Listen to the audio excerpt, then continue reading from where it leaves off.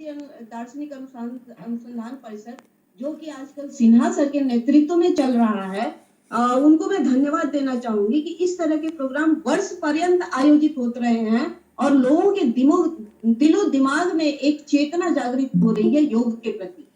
और इसी कड़ी में मैं सुधांशु जी को विशेष रूप से आभार व्यक्त करना चाहूंगी कि उन्होंने मुझे आमंत्रित किया और इस वर्चुअल मंच पे मुझे अपने विचार व्यक्त करने का अवसर देकर के सम्मान प्रदान किया। और इसके बाद मैं अपनी बात कहना प्रारंभ करना चाहूंगी, क्योंकि मुझे खेद है कि मैं पूरे प्रोग्राम में नहीं रह पाऊंगी। सुधांशु जी ने शायद इसको 10 बजे इसीलिए आयोजित किया क्योंकि मुझे 11 बजे से एक हमारे यूनिवर्सिटी के मीटिंग में शामिल होना है, इसलिए मैं अपनी बात उसके पहले ही समाप्त करना चाहूंगी। और मैं जो अपनी बात करना चाहूंगी, क्योंकि इसमें मैं देख रही हूँ कि बहुत सारे एनएसएस के, एनसीसी के जो हैं वॉलेंटियर्स भी हैं, तो उनको ये बताना जरूरी हो जाता है कि इंटरनेशनल योग दिवस जो मनाया जाता है उसके पीछे की पृष्ठभूमि क्या है।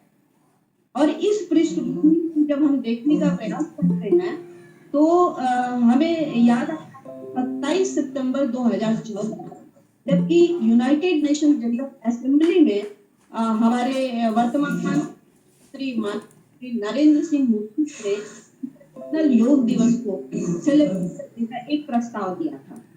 ये प्रस्ताव 14 अक्टूबर में एक कमेटी के पास भेजा गया था ताकि इसका ड्राफ्ट किया जाए, और 11 दिसंबर को 177 देशों ने इस प्रस्ताव को स्वीकार किया और उसके बाद जो है योग दिवस मनाने का निर्णय लिया गया 21। और जो प्रधानमंत्री दिया था उस प्रस्ताव को एक छोटा सा जिस्ट में बांटना चाहूंगी।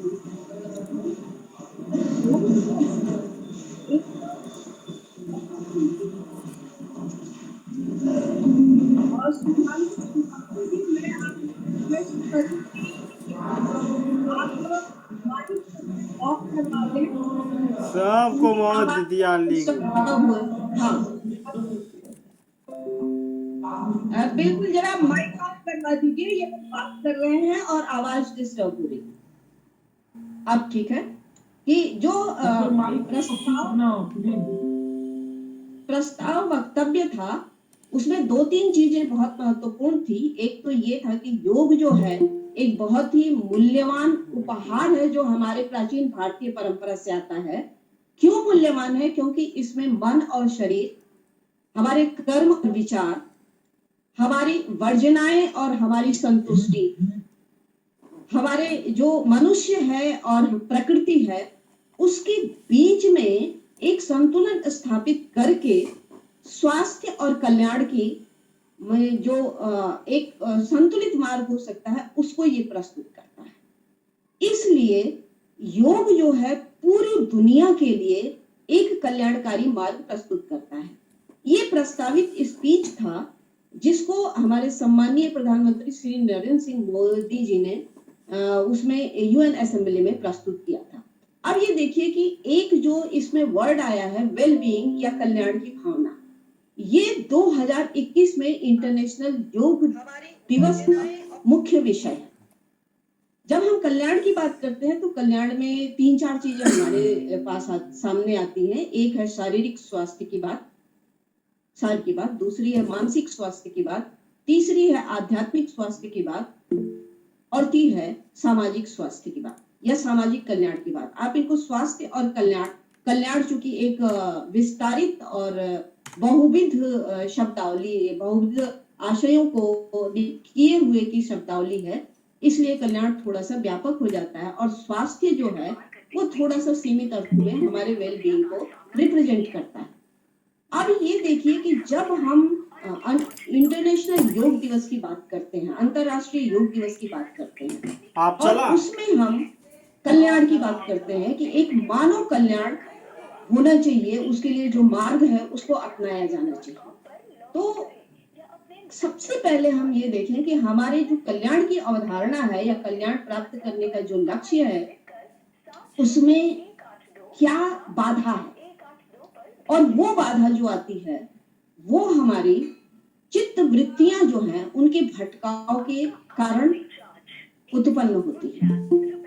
इन पे थोड़ा हम बाद में बात करेंगे, क्योंकि योग की समूची जो अवधारणा है वो क्लिष्ट और अक्लिष्ट चित्त वृत्तियों के निरोध की अवधारणा पर निर्भर करती है। आप योग की परिभाषा देख सकते हैं पातंजलि योग में, योगश चित्त वृत्ति निरोधक, ये एक परिभाषा है। दूसरी परिभाषा जो हमें स्पष्ट रूप से मिलती है वो श्रीमद् भगवद गीता में मिलती है। दो परिभाषाएं हैं, योगम कर्मसु कौशलम और तम योग उच्यते, यानी कर्मों में कुशलता जो है वो योग है। अगर आपकी मानसिक संतुलन बना हुआ है हर परिस्थिति में, विकट परिस्थिति में भी, तो भी वो योग है। से चित्त वृत्ति के संतुलन या उसके निरोध या उसके बैलेंस की बात करती हैं, क्योंकि देखिए आपकी चित्त वृत्ति संतुलित रहेगी तभी आपकी कर्मों में कुशलता आएगी।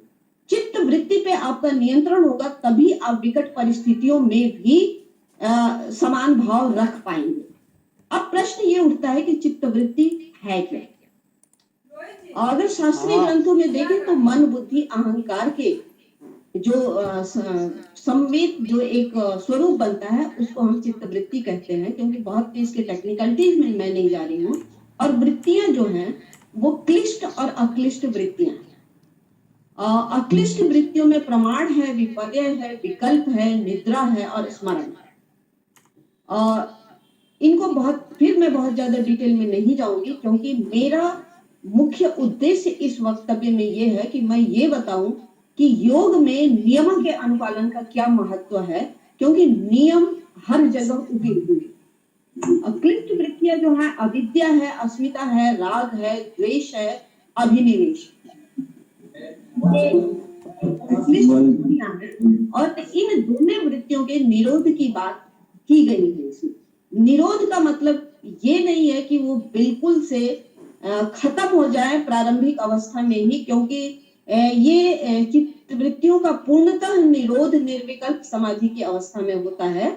उसके पहले प्रारंभिक चरण में जब हम यम नियम से शुरुआत करते हैं तो इन वृत्तियों पे नियंत्रण की बात होती है, कंट्रोल की बात होती है, और कंट्रोल की बात करते करते हम ये कहते हैं कि इनका नियंत्रण करेंगे, नियंत्रण करते करते इनका निरोध होगा। और जैसे कि मैंने अपने वक्तव्य के प्रारंभ में भी बताया कि चित्त वृत्तियों का अनियंत्रित और अनिरोध तरीके से इधर उधर भटकना ही वेल बीइंग के रास्ते में या कल्याण के रास्ते में मुख्य बाधा है। तो अगर हमें कल्याण की बात करनी है 2021 के अंतर्राष्ट्रीय योग दिवस के उसके अनुपालन में या उसके दिशा में, तो हमें सबसे पहले चित्त वृत्तियों के स्वरूप को समझ करके और उसको नियंत्रण करने की बात करनी होगी। शुरुआती दौर में निरोध की बात नहीं हो सकती, ये आप समझ लीजिए। और जब हम चित्त वृत्तियों के नियंत्रण की बात करते हैं तो ऐसे में चूंकि ये एक अंतःकरण की अवस्था है जिससे हमारे मन की पूरी वृत्ति निर्देशित होती है, ऐसे में दो रास्ते हमारे सामने आते हैं। एक तो मनोवैज्ञानिक रास्ता भी जाता है, क्या है कि चित्त वृत्तियों का जो इसके भटकाव का जो मूल कारण नियंत्रित ना करके, उसको निरोध ना करके, उसके लक्षणों पर विवेचना की जाती है, लक्षणों के उपचार की बात की जाती है। लेकिन जब हम दर्शन में बात करते हैं तो हम ये देखने की कोशिश करते हैं कि इन चित्त वृत्तियों के भटकाव का असली कारण क्या है, और जो असली कारण है फिर उसके बाद जो है हम इनके नियंत्रण की या निरोध की बात करते हैं। और ऐसे में योग दर्शन हमारे सामने एक रक्षक के रूप में उभर के आता है। योग दर्शन में चूंकि आप लोग विद्यार्थी बहुसंख्यक उसमें हो, तो ये बताना जरूरी है कि इसमें 8 अंग हैं: यम, नियम, आसन, प्राणायाम, प्रत्याहार, धारणा, ध्यान और समाधि। यम को जो है ये अहिंसा, सत्य, अस्तेय, ब्रह्मचर्य और अपरिग्रह है। ये एक तरीके से हमारी जो हमारे अनियंत्रित कार्य होते हैं उन कार्यों को रोकने का एक नैतिक यम है जिसके माध्यम से हम आंतरिक और बाह्य जो कंट्रोल है उसको विकसित करते हैं, संयम को या नियंत्रण को विकसित करते हैं। लेकिन मेरा आज का जो फोकस होगा, जो मेरे बातचीत का केंद्र होगा, वो नियम होगा। अब नियम इसलिए होगा क्योंकि आप लोग बहुसंख्यक में युवा वर्ग हो, आप लोगों के लिए हर क्षेत्र में नियमों का पालन आवश्यक होता है। और योग दर्शन भी जो है, जब मैं उसको व्यापक व्यावहारिक परिप्रेक्ष्य में देखने का प्रयास करती हूँ, तो मुझे लगता है योग दर्शन मूल रूप से नियमों के अनुपालन का दर्शन, और नियमों के अनुपालन के माध्यम ये व्यक्तियों में विरोध की बात करता है। तो ऐसी परिस्थिति में, ऐसी स्थिति में हमारे लिए ये समझना आवश्यक हो जाता है कि नियम क्या है। आप देखिए कि संस्कृत साहित्य कोश जो है वो नियम नियमयन्ति प्रेरयति इति नियमा, और क्यों इसके हिसाब से अगर हम नियम को परिभाषित करना चाहें तो नियम प्रवृत्ति मूलक है। सही दिशा में आपके प्रवृत्ति को जो प्रेरित करता है उसे हम नियम कहते हैं। नियम का शास्त्रीय अर्थ जो उनको रोक लगाना है, वश में करना है, सीमित करना है, अवरोध करना है, व्रत है, प्रतिज्ञा है, आत्मनिग्रह, धार्मिक अनुष्ठान, ये सारी चीजें नहीं है। लेकिन अगर एक सामान्य शब्दों में हम कहें तो ये निगेटिव अर्थ, इसके नकारात्मक अर्थ को न लेकर के हमें एक इसका सकारात्मक अर्थ लेना चाहिए। और वो सकारात्मक अर्थ ये हो सकता है कि कोई भी कार्य है, कोई भी उद्देश्य है, एक संयमित मार्ग से सकारात्मक दिशा की तरफ जो बढ़ने की प्रवृत्ति है उसे हम नियम कहेंगे। त्रिशिक ब्रह्म उपनिषद के अनुसार नियम जो है वो साधक को वैयक्तिक उन्नति के माध्यम से उसको योग साधना में प्रेरित करता है। और परम तत्व से सतत अनुरक्ति को भी नियम कहा जाता है। ये भी आप एक शास्त्रीय परिभाषा है। तेज बिंदु उपनिषद में साधना के अनुकूल वृत्तियों का प्रवाह और प्रतिकूल वृत्तियों का त्याग जो है वो नियम कहा जाता है। अब पातंजल योग सूत्र में 5 नियम दिए गए हैं। मैंने कहा कि योग जो है, मैं अगर देखने का प्रयास करती हूँ तो नियम के अनुपालन का दर्शन है। वो 8 अंग आप ले लीजिए, यम, नियम, आसन, प्राणायाम, प्रत्याहार, धारणा, ध्यान, समाधि, इन सबके नियम वो बताता है, इन सबके मार्ग बताता है। और ऐसे में जो प्रारंभिक नियम आते हैं वो शौच, संतोष, तप, स्वाध्याय और ईश्वर प्राणिधान का नियम है। पातंजलि योग सूत्र में ये 5 नियम हैं, लेकिन ये नियम अन्य ग्रंथों में उस ग्रंथ के उद्देश्य के हिसाब से घटते बढ़ते रहे हैं। जैसे उदाहरण के लिए हम ले सकते हैं नाथ योग है, उसमें सिद्ध सिद्धांत पद्धति में नियम जो दिया गया है वो एकांतवास, असंगतता, उदासीनता, इस तरह के कुछ नियमों की बात की गई है। वशिष्ठ संहिता में 10 नियम बताए गए,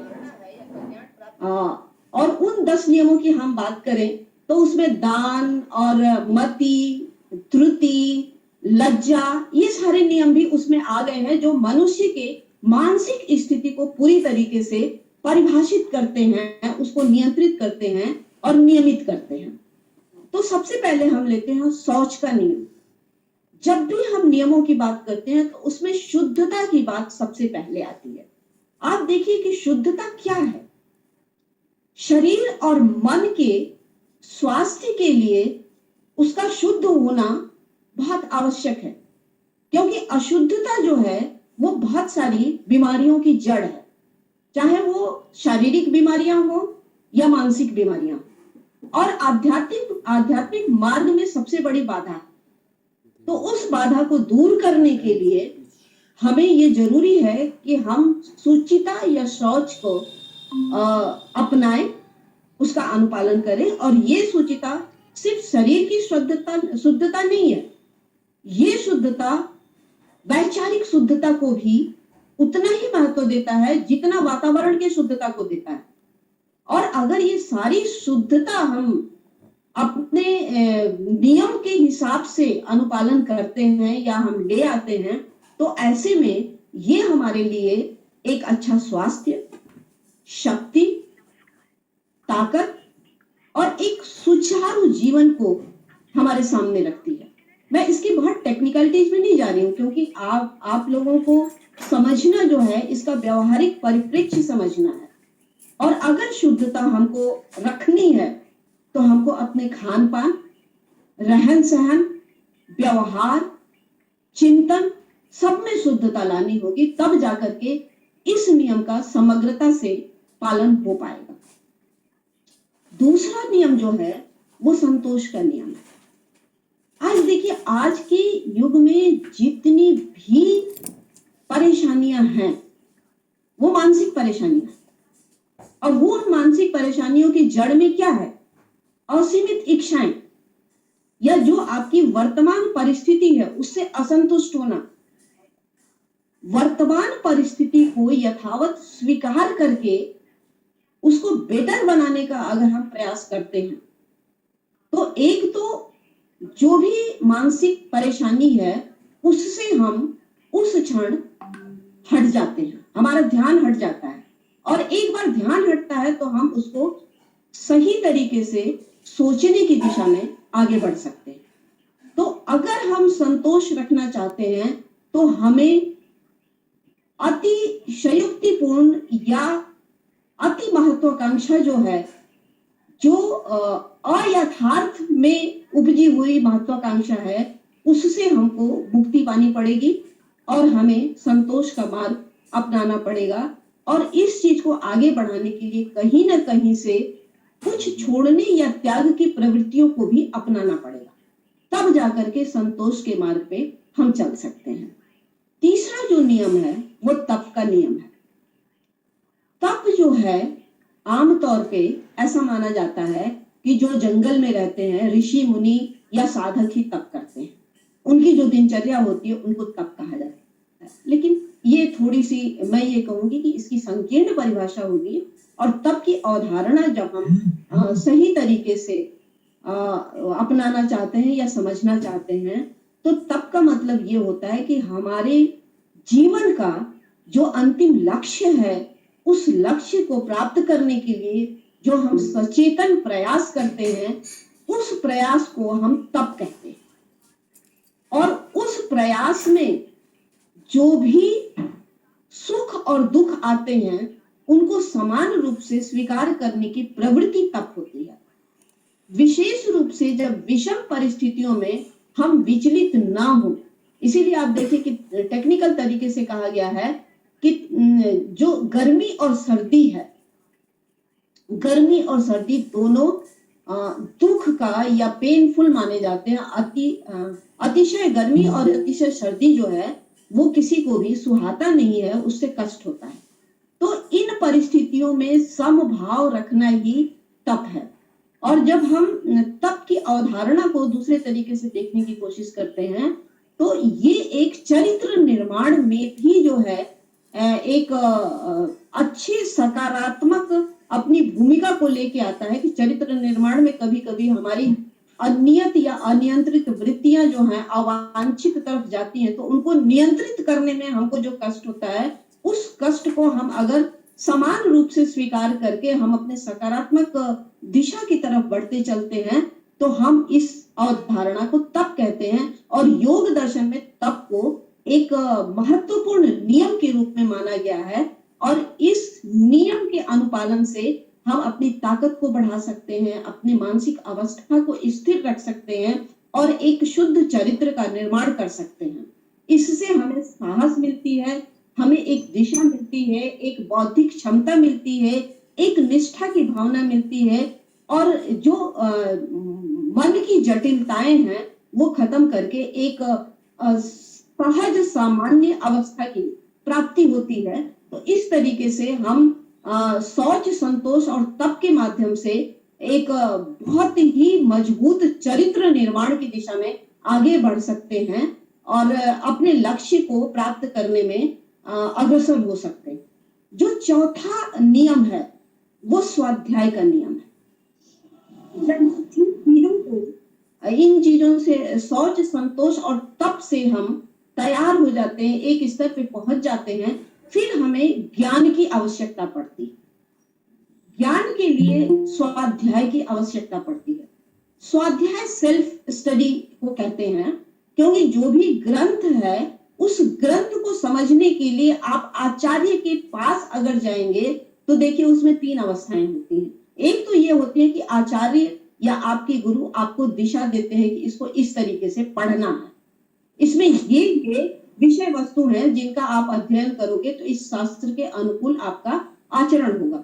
उसके पश्चात जो मूल रूप से जरूरी है वो आपका अध्ययन जरूरी है, और अध्ययन के पश्चात ही अगर आप उसमें आगे बढ़ना चाहते हैं तो जो आपके मन में संदेह आ रहे हैं या जो अवधारणाएं अस्पष्ट है उन अवधारणाओं को स्पष्ट करने के लिए आप अपने गुरु या आचार्य के पास स्वाध्याय के बाद ही जा सकते हैं। ये स्वाध्याय जो है ये एक कितना महत्वपूर्ण नियम है जिसको अगर आप अपनाएं तो ज्ञान की दिशा में निरंतर आपकी वृद्धि होगी।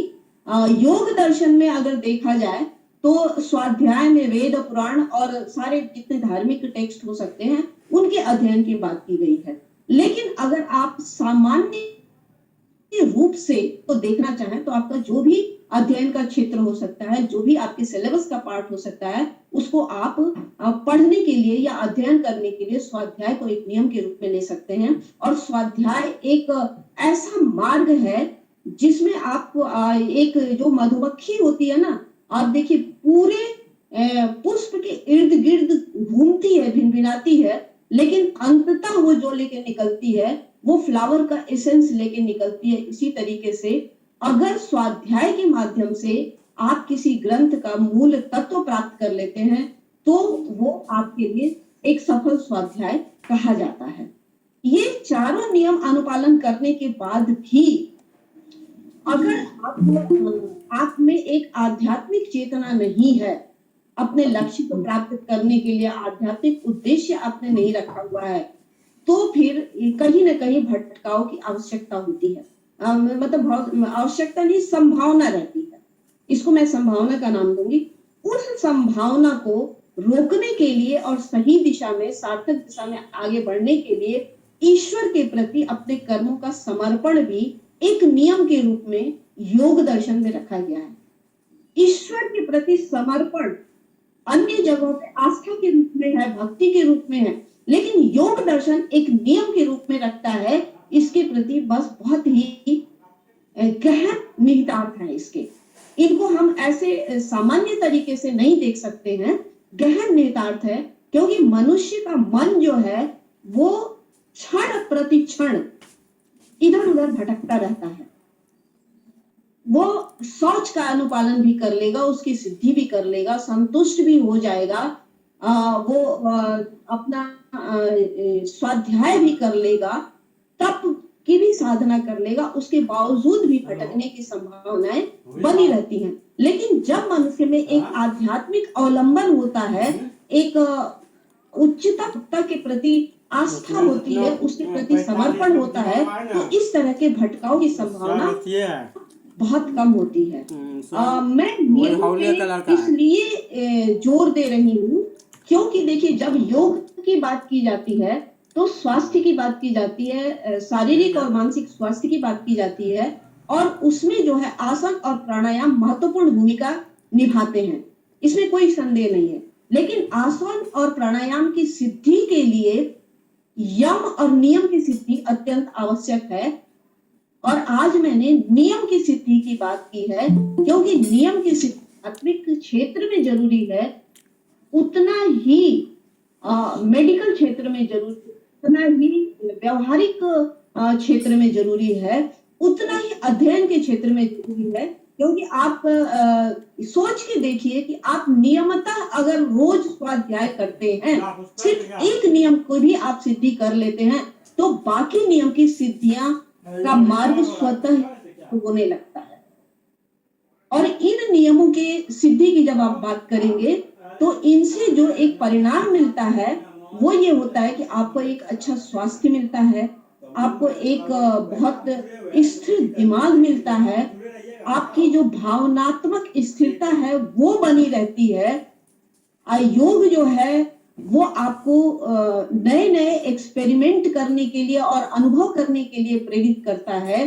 और योग जो है आपको एक विपरीत परिस्थितियों में अपना धैर्य बनाए रखने के लिए एक आधार देता है और आपको अपने सही उद्देश्य तक पहुंचने का मार्ग देता है। अब मैं 2 मिनट और लूंगी कि कैसे अगर हम नियम का अनुपालन करें तो 2021 में जो इंटरनेशनल योग डे की मुख्य थीम को रखा गया है कि कल्याण की भावना को प्राप्त करने में ये कैसे सहायक हो सकता है। आप देखिए कि कल्याण क्या है। 4 उसके मैंने डायमेंशन आपको यहाँ पे गिनाए। शारीरिक स्वास्थ्य, मानसिक स्वास्थ्य, आध्यात्मिक स्वास्थ्य और सामाजिक स्वास्थ्य। नियम के अनुपालन में सबसे पहली जो चीज आती है वो आपका सामाजिक स्वास्थ्य बनता है। अगर आप नियम से चलते हैं तो आपका किसी से टकराव नहीं होगा। कोई भी जो prescribed rules and regulation society में हैं, अगर आपने उनके अनुपालन का बना लिया, आपके लक्ष्यों में कोई बाधा नहीं आएगी, आपका मार्ग सुचारू रूप से आगे बढ़ता चला जाएगा। और अगर बाहर का वातावरण ठीक है, जिस पे भी ज्यादा लोग अपना ध्यान केंद्रित करते हैं कि अगर आपसे पूछा जाए कि ये चीज आपने क्यों नहीं किया, तो अपने आप तुरंत कहते हैं कि परिस्थिति ऐसी थी जिसने हमें करने नहीं दिया। लेकिन अगर आप नियम का अनुपालन करते हैं तो परिस्थितियां आपके अपने आप अनुकूल हो जाएंगी। और परिस्थितियां अगर अनुकूल होंगी तो आसन और प्राणायाम के माध्यम से आप शारीरिक स्वास्थ्य और मानसिक स्वास्थ्य की प्राप्ति भी कर पाएंगे। और इस स्वास्थ्य की प्राप्ति अगर आप एक बार कर लेते हैं, आपका वातावरण सकारात्मक है, आपका शारीरिक स्वास्थ्य ठीक है, आपकी मानसिक स्थिति स्थिर है, तो फिर आध्यात्मिक मार्ग पर बढ़ने से आपको कोई नहीं रोक सकता। और आध्यात्मिक मार्ग तो चलता ही है सर्व कल्याण की भावना को लेकर के, चाहे व्यक्ति से समष्टि की तरफ जाए, चाहे समष्टि से व्यक्ति की उन्नति की बात करें। दोनों ही तरीके से हमारा योग जो है या हमारी भारतीय संस्कृति जो है, भारतीय साहित्य जो है, वो सर्व कल्याण की बात करता है। एक बृहद जो है अवधारणा इसकी प्रस्तुत करता है। और इस तरीके से योग के नियमों का अगर अनुपालन सही तरीके से किया जाए, इसकी सही समझ विकसित की जाए, तो हम वेल बीइंग की जो एक व्यापक अवधारणा है, व्यापक उद्देश्य है, उन उद्देश्यों को प्राप्त करने में हम समर्थ और सक्षम हो सकते हैं। इसी के साथ मैं अपने वक्तव्य को समाप्त करना चाहूंगी क्योंकि समय समाप्त हो रहा है। और इसके बाद मैं अनुरोध करती हूँ कि अगर किसी भी विद्वत जन के पास या प्रतिभागियों के पास कोई प्रश्न हो, कोई स्पष्टीकरण चाहिए, तो आप प्रश्न पूछ सकते हैं। बहुत बहुत धन्यवाद मैडम, हम आपके आभारी हैं। आपने हमारे लिए समय निकाला और यह कहने की जरूरत नहीं कि आज तक जब भी हमने आपको याद किया है, आपने कभी निराश नहीं किया है हमें, और आशा है कि आगे भी हमें निराश नहीं करेंगे। आपके प्रति बहुत बहुत आभार। और मैं विशेष रूप से अपने छात्र छात्राओं से आग्रह करूंगा, अगर आपके मन में योग को लेकर, व्यक्तित्व विकास को लेकर, मानसिक स्वास्थ्य को लेकर या युवा समस्या से लेकर के भी कोई प्रश्न हो, जरूर आप लोग मैडम से पूछें, आपको अच्छा लगेगा उनका उत्तर सुनकर के। कोई अगर पूछना चाहते हैं बता दें। आप अपना माइक ऑन करके पूछ सकते हैं, और जो यहाँ ऑफलाइन बैठे हुए हैं वो भी पूछ सकते हैं। जो ऑनलाइन जुड़े हुए हैं वो माइक ऑन कर लें, और कोई ऑफलाइन पूछना चाहते हैं। मैडम, यम और नियम में क्या अंतर है? देखिए, यम जो है वो आपको अपने बाह्य और आंतरिक प्रवृत्तियों के नियंत्रण की बात करता है। अहिंसा, सत्य, अस्तेय, ब्रह्मचर्य, अपरिग्रह। आप देखिए, ये नियंत्रण की बात करता है। नियम जो है आपको क्या करना चाहिए और कैसे करना चाहिए, इसकी बात करता है। वो प्रवृत्ति मूलक, यम नियंत्रण मूलक है और नियम प्रवृत्ति मूलक। आपको जो कर्म करना है वो किस तरीके से करना है, आपको इसका निर्देश देता है। तो नियम और प्रत्याहार, ये दोनों, प्रत्याहार मतलब तो जो मतलब प्रत्याहार का जो कॉन्सेप्ट है और नियम का जो कॉन्सेप्ट है, दोनों सिमिलर है ना? देखिए, सिमिलर हम नहीं कह सकते हैं इसको, क्योंकि प्रत्याहार जो है बाहर के जो विषय वस्तु हैं, उन विषय वस्तुओं से आपको एक मानसिक रूप से अंदर की तरफ प्रेरित करने की तकनीकी है। वो नियम नहीं है, वो एक, अगर आप साइंटिफिक भाषा में कहना चाहें तो वो एक तकनीकी है, जिसमें ये बताया जाता है कि किस तरीके से, क्योंकि चित्तवृत्तियों की जो प्रवृत्ति होती है वो बाह्योन्मुख होती है, विषयों की तरफ प्रेरित होती है। एक विषय की तरफ जाएगी, उसको देखेगी, उसके बारे में इच्छा होगी, उसकी इच्छा से आपकी जो उसके प्रति लगाव होगा वो बढ़ेगा, लगाव इस तरह की जो प्रवृत्तियां हैं इससे अपने आप को अंदर ला करके और उसी प्रत्याहार जो है कि अपने प्रवृत्तियों को अंतर्मुखी करें, अपने सांसों को देखें, तो वो एक तकनीकी है जिसके आधार पर उस तकनीकी से आप अपने चित्त को बाहर की प्रवृत्ति से अंतर्मुखी कर सकते हैं। तो वो नियम नहीं है, लेकिन उसके लिए नियम की सिद्धि बहुत आवश्यक है, ये मान के चलिए। क्योंकि योग के जो 8 चरण दिए गए हैं उसमें पहले चरण की सिद्धि के बाद दूसरे चरण की सिद्धि होती है, दूसरे चरण की सिद्धि के बाद तीसरे चरण की सिद्धि होती है, तीसरे के बाद चौथे, और अंत में आप निर्विकार समाधि तक पहुंचते हैं, निर्विकल्प समाधि तक पहुंचते हैं। ये एक समझने की बात है। इसलिए अगर जंप करके सिर्फ आसन और प्राणायाम का आप अभ्यास करेंगे तो वो 100% सिद्धि नहीं होगी और उसका प्रत्यावर्तन भी संभव होगा, असफलता भी संभव होगी, उसके दुष्परिणाम भी आपको मिल सकते हैं। इसलिए अगर आपको योग में सिद्धि चाहिए, योग का संपूर्ण लाभ चाहिए, तो क्रमबद्ध तरीके से जिस तरीके से बताया गया है उसी तरीके से आपको अनुपालन करना पड़ेगा। और इसीलिए मैंने कहा कि योग जो है हर चरण की सिद्धि के लिए नियम देता है, और इसी कारण मैं कह रही हूँ कि योग नियमों के अनुपालन का दर्शन है पूरी तरीके से। लक्ष्य की प्राप्ति के लिए नियमों का अनुपालन अत्यंत आवश्यक है, अपरिहार्य है। जी बहुत बहुत धन्यवाद मैडम। मैं आपको बताना चाहता हूँ मैडम, प्रत्याहार भी तो एक नियम ही है ना? अरिजीत जी प्लीज। देखिए, अष्टांग योग है, अष्टांग योग में एक नियम कहा गया है, वो नियम अन्य नियमों के, जैसे आप देखिए वैचारिक स्तर पे कोई चीज आप बात करते हैं तो जो व्यवहार है उससे ऊपर की चीज होती है। ये नियम जो हैं, जो अन्य चरण हैं, उनके अनुपालन के दिशा में आपको प्रेरित करते हैं। अब आप इसको नियम कहने के बजाय योग के अंग कहें तो ज्यादा सही रहेगा, क्योंकि एक अंग नियम भी है। तो प्रत्याहार को नियम कहने के बजाय अंग कहें तो ज्यादा उचित होगा मेरे हिसाब से। जी बहुत बहुत धन्यवाद मैडम। हम आपके आभारी हैं कि आपने हमारे लिए समय निकाला, क्योंकि पूर्व से ही आपकी एक मीटिंग मैं आपको ज़्यादा समय आपका नहीं लेना चाहता हूं, लेकिन मैं आपसे को यह बताना चाहता हूं कि हाल के दिनों में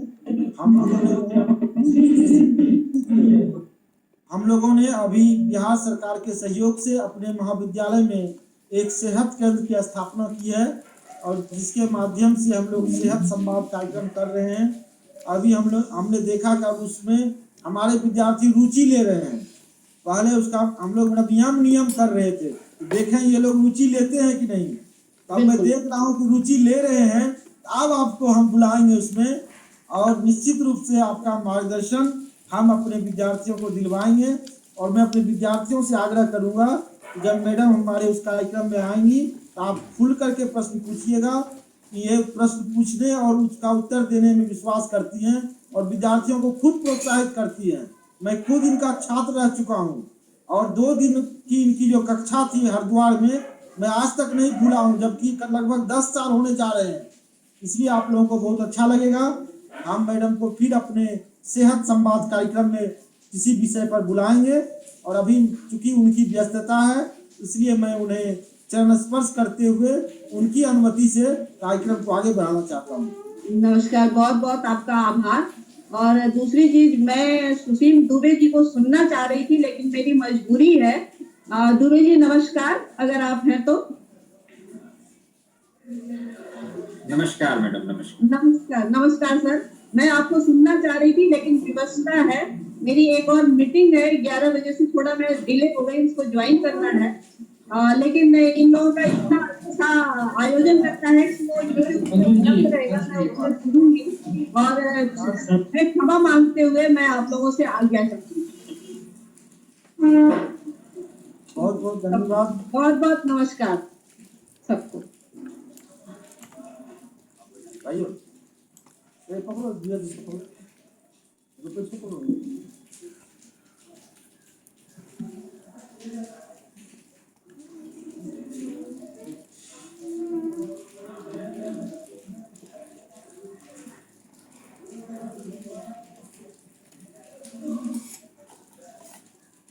और मैं अब आमंत्रित करना चाहता हूँ